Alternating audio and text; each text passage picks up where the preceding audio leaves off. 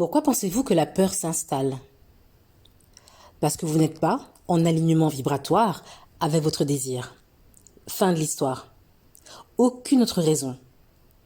C'est pas effrayant d'avoir ce que vous voulez. La peur est de ne pas autoriser ce que vous voulez. Il y a là une prémisse erronée et nous voyons pourquoi vous en venez à ça. Beaucoup de gens font ce malentendu. Vous dites « Je ressens cette peur parce que j'ai peur d'avoir ce que je demande ». Ce n'est pas pour cela que vous ressentez la peur. La peur est due au fait que vous vous concentrez sur l'absence de ce que vous demandez. Vous dites « Je pense que je ne peux pas avoir ce que je veux ». Vous ne pensez pas au fait de l'avoir. Comprenez ce que ces conseils émotionnels négatifs disent réellement. Si vous faites attention à chaque fois, sans exception, vous vous rendrez compte que vous avez été concentré, et pas seulement un peu, assez fort et constamment sur l'absence de ce que vous voulez. Donc, si, et c'est bien si, ce sentiment de peur signifie simplement que vous êtes vibratoirement éloigné de ce que vous voulez, alors quelle est la conclusion logique sur ce qu'il faut faire à ce sujet? Si vous pensez à l'absence de ce que vous voulez, et que ce qui produit la peur, c'est cela, quelle est la chose évidente que vous pourriez faire pour faire disparaître la peur ou pour permettre à la peur de se dissiper? Que faites-vous? Eh bien, vous croyez que vous pouvez penser sans crainte. Je veux voir cela comme la source le voit. Je veux sentir mon chemin dans l'alignement complet avec la source. Et c'est là qu'intervient l'exercice que nous avons proposé, d'être général. Alors, donnez-nous un exemple, si vous le pouvez, d'un sentiment quand vous avez une pensée ou une prise de conscience ou une observation et que la peur vous envahit. Vous dites « Quand je pense à trouver un partenaire de vie ». D'accord, mais vous ne pensez pas à trouver un partenaire lorsque la peur vient. Vous pensez à ne pas en avoir un, à ne pas en trouver un, et à ne jamais en trouver un d'ailleurs. N'est-ce pas une bonne chose de savoir qu'il y a vraiment une différence? C'est vraiment différent. Parce que l'une est une pratique qui permet la manifestation d'un partenaire, et l'autre est une pratique qui ne le permettra pas. Alors, quel genre de choses, juste pour le plaisir, vous retrouvez-vous parfois à dire qui pratiquent ou qui interdisent le partenaire? Quelles sont les choses qui vous viennent naturellement au sujet d'un partenaire? Vous dites « Je ne peux pas avoir ceci, je n'ai pas cela ». Et est-ce la raison pour laquelle votre conclusion est que vous ne pouvez pas l'avoir parce que vous ne l'avez pas? Oui? C'est une réponse exacte, mais c'est comme si je disais « Je pars en voyage et parce que je n'y suis pas, je ne peux pas arriver là-bas. Pas là-bas. » Pourquoi s'embêter alors? Donc c'est idiot. Avez-vous de bonnes raisons? Alors, vous pensez que je pense que vous ne méritez pas parce que vous ne l'avez pas. Si vous faites attention à la dette, je reçois ce que je propose. Nous faisons appel à votre sens de la loi universelle. Mais n'utilisez pas la peur. N'utilisez pas la peur contre vous-même de cette façon. C'est trompeur. Pourquoi est-ce que je me sens comme ça? Parce que la source voit la chose différemment et je m'accroche obstinément à un vieux sujet erroné dans mon présent qui n'a rien à voir avec où je vais vraiment. Mais vraiment. Nous voulons vraiment que vous preniez ça en compte, comme n'importe quel voyage. Eh bien, je suis là. Où veux-tu aller? Nulle part. Pourquoi? Parce que je ne suis nulle part ailleurs, je suis juste ici. Aimez-vous cet endroit? Pas tellement. Aimeriez-vous aller ailleurs? Non, ça me fait peur. Peur de quoi? De ne pas y arriver. Vraiment? Donc, ce que vous faites, c'est juste une habitude de perception. Et parce que vous n'avez pas compris, ça se remplit toujours et ça change toujours. C'est juste en train de changer pour plus de la même chose. Cela ne vaut-il pas la peine d'y réfléchir, de méditer sur la question? Alors, voilà où j'en suis, et c'est ce que j'observe. Et j'observe que je n'ai pas de compagnon, et j'en voudrais un, mais je présume que je n'en ai pas. Et donc, la loi d'attraction répond à ce que j'offre, et donc chaque jour, c'est renouvelé. Je n'ai toujours pas de partenaire, ne toujours pas l'avoir, ne toujours pas l'avoir, ne toujours pas l'avoir, ne toujours pas l'avoir. Savez-vous qu'à partir du moment où vous arrêtez de remarquer que vous ne l'avez toujours pas, quelque chose pourrait changer? Alors, comment se fait-il que vous soyez si attaché à offrir votre vibration principalement parce que vous observez? C'est ce qui vous fait penser que la vie vous arrive plutôt que vous ne l'attiriez à vous. Donc, nous pensons que vous avez une connaissance différente maintenant, n'est-ce pas? Et c'est vraiment le cas. Que pourriez-vous faire maintenant qui pourrait changer cela? Vous dites, je pourrais y croire ou me sentir créateur, ouais, mais pas si facile à faire. Qu'est-ce qu'une croyance? Une croyance, c'est juste une pensée que vous continuez à penser. Donc, si vous avez pensé à une pensée différente, est-il logique pour nous d'exiger une pensée entièrement différente ici et maintenant? Il n'est pas logique que vous puissiez tout d'un coup avoir une toute autre façon de voir les choses. Mais vous savez que vous devez faire quelque chose de différent de ce que vous veniez de faire parce que ce que vous avez fait vous a maintenu dans un schéma d'attente différent de ce que vous vouliez. Vous devez donc trouver un moyen de vous sentir différent à ce sujet. Maintenant, redites-nous certaines des choses que vous faites qui vous feront ressentir cela. Vous voyez quelqu'un d'autre et vous dites « Oh, ils ont quelque chose que je n'ai pas ». Pourriez-vous adoucir cela en disant « Je parie qu'ils ne sont pas nés ensemble. Ils ne ressemblent pas à des jumeaux.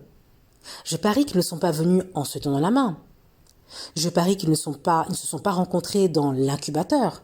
Ils se sont rencontrés quelque part le long de leur parcours physique. Ils n'ont pas toujours été ensemble. Il fut un temps où tous les deux se tenaient debout dans l'attente de se rencontrer, tout comme je suis debout dans l'attente. Je suis donc dans les temps comme je le constate. N'est-ce pas logique? S'ils peuvent le faire, je peux le faire. N'est-ce pas logique? Est-ce logique de cette façon? Ou sont-ils dignes alors que vous ne l'êtes pas? Alors vous pensez que c'est votre point de déclenchement? Je ne dois pas être digne de quelque chose de plus que ce que j'ai, parce que tout ce que j'ai, c'est ce que j'ai. Quand nous le disons de cette façon, n'est-ce pas idiot? Alors, comment pouvez-vous modifier votre propre perception? Que pourriez-vous faire de différent? Que pourriez-vous dire à ce sujet? Que pourriez-vous dire que vous pouvez croire? J'ai eu des améliorations sur de nombreux fronts dans mon expérience de vie. Il y a beaucoup de choses que je voulais et que je n'avais pas qui se sont finalement réalisées. Je n'ai pas manqué de bien-être. En fait, il y a beaucoup de bien-être dans ma vie. Et peut-être parce que c'est quelque chose que je veux tellement et que je me suis tellement concentrée dessus sans réaliser que je me concentrais sur son absence. Je vais donc me distraire et ne pas trop y penser. Et quand j'y penserai, je deviendrai aussi générale que possible. Alors, quelle est selon vous la position la plus générale que n'importe qui pourrait adopter sur tout ce qu'il veut? En d'autres termes, quel genre de choses avez-vous recherché dans une relation? Qu'est-ce que vous voulez? Donc, grâce à l'expérience de la vie, avant d'identifier les spécificités d'un partenaire avec lequel vous vouliez être en couple, pensez-vous que vous collectiez des données? Avant de prendre conscience que vous vouliez vivre heureux pour toujours avec quelqu'un, bien avant de mettre sur votre liste « Je veux une relation », vous mettiez les composants d'une très bonne relation dans votre vortex. Quand quelqu'un a été grossier avec vous, vous voulez que les gens soient gentils. Lorsque vous vous sentez sans attention, vous voulez quelqu'un qui fait attention à vous. Quand quelqu'un offre la conversation la plus ennuyeuse, qui continue encore et encore et encore et encore et encore et encore sur des sujets et des choses qui ne vous intéressent pas, vous voulez quelqu'un qui a un certain intérêt. Lorsque vous êtes avec quelqu'un qui n'est pas attentif à son apparence, vous voulez quelqu'un qui le soit.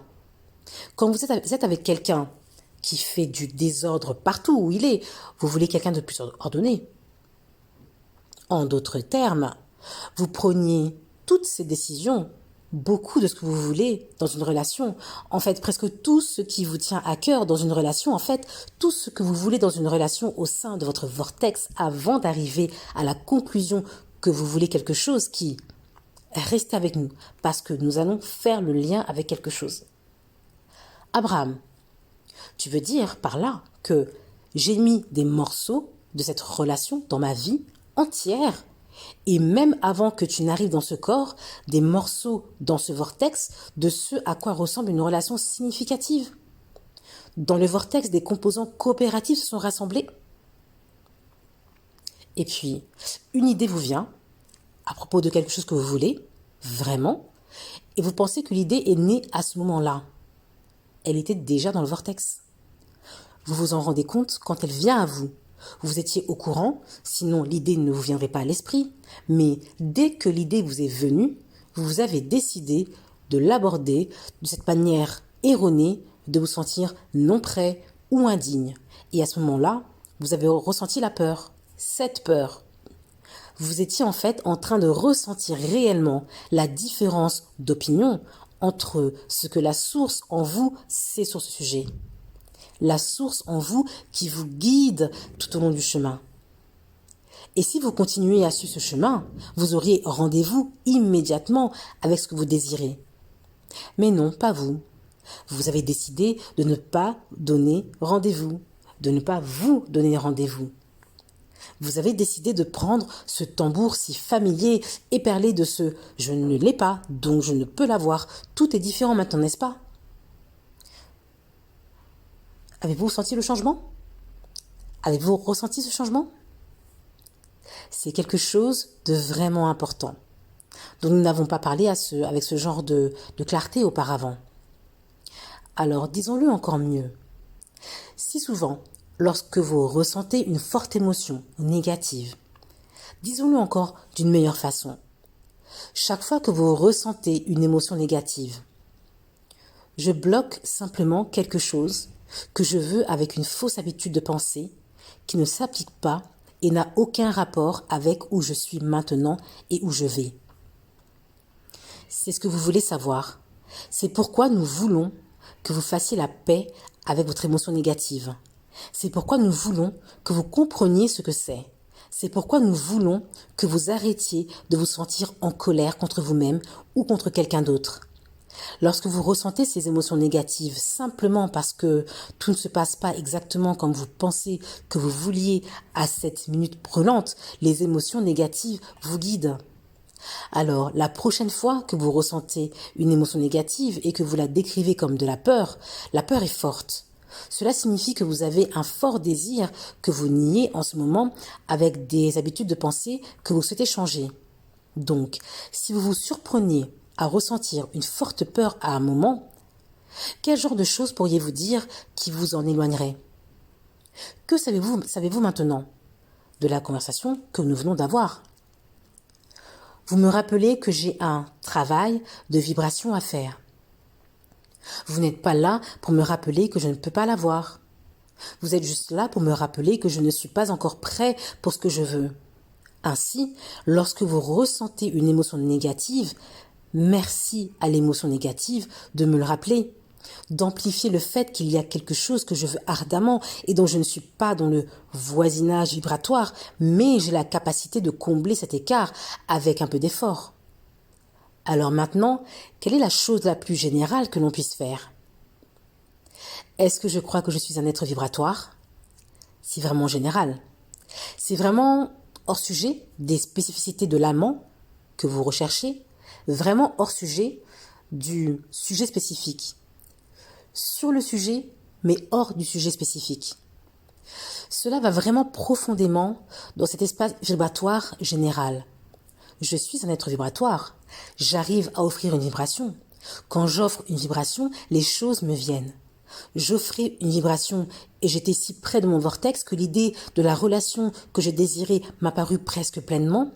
C'était si bon et si doux que mes espoirs étaient si grands que lorsque je suis revenue à moi, je me suis rendu compte que lorsque je me suis levée, j'ai chuté durement. C'est pourquoi c'était une émotion négative si forte. La bonne nouvelle est que j'ai mon désir là-haut, en haut lieu. La bonne nouvelle est que je n'aurais pas pu ressentir ce haut lieu pour le moment où je l'ai ressenti si je n'en avais pas été à proximité. Je suis donc sur la bonne voie. J'ai juste un peu de nettoyage à faire de mon habitude de penser.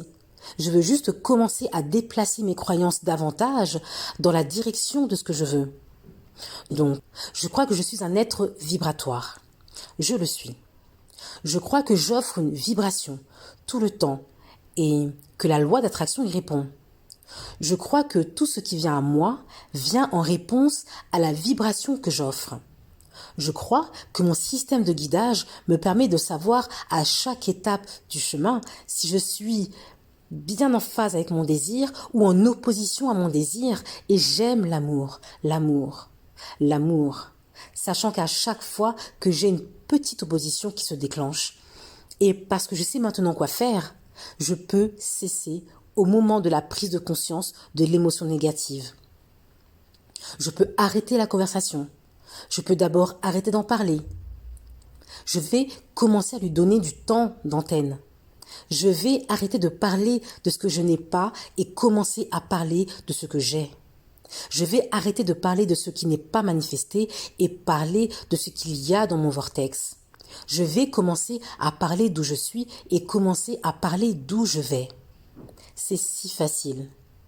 C'est si facile. Vous avez juste un changement d'habitude à faire pour changer un peu.